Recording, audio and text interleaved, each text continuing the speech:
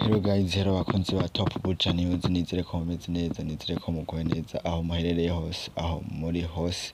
Nongera ndabifuriza umwaka mushasha w'ibihumbi 2024. Nongera ndabaha n'ikaze kuri YouTube channel yacu Top Buja News. Ndabasabe ikintu ca mbere nkuko twamwama mwabikoze muri bwabumwe muri kwa rukundo.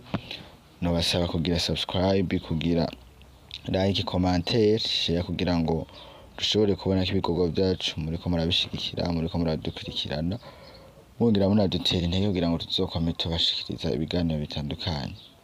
Uyu munsi nkabagiye kubashikiriza ku kiganiro kijanye n'igiteramo ca Vestine ya Dorcas baheruka gukora ngaho mu gihugu c'u Burundi, aho baje bakagikora bikagenda neza, ariko intambamyi yaje kuba ibintu bitigeze binezera abarundi na gato n'abajournaliste basanzwe bakorera mu gihugu c'u Burundi, aho bashoboye gufata amavideo yari muri ico giteramo ariko bakaba barayapostinze ku rubuga rwabo rwa YouTube, ariko ayo masanamu akaba yarahagaritswe, ndetse abenshi bakaba bidoga cane yuko ayo masanamu yoba yahagaritswe na manager asanzwe akurikirana ibikorwa by'aba baririmbyi Vestine na Dorcas bita Irène.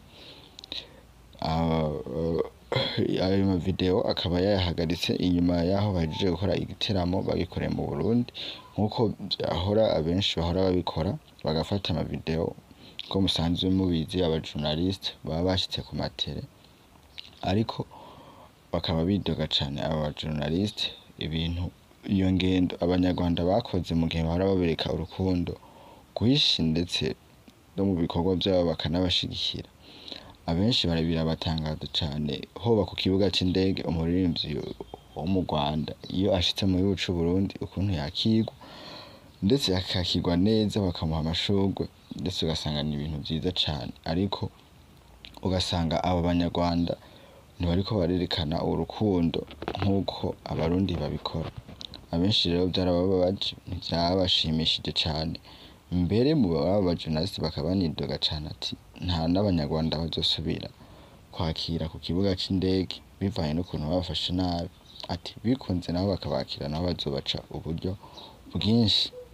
Ni imyidogo imaze iminsi iriko iraba mu ba journaliste b'abarundi, aho bakorewe ikintu batari bamenyereye, kandi mu bindi bitaramo bitandukanye bahora bafata amavideo bakayapostinga kugira ngo abantu bashobore kubona ivyaranze ico giteramo. Rero baridoga cane aba journaliste kuba barabakoreye iryo bara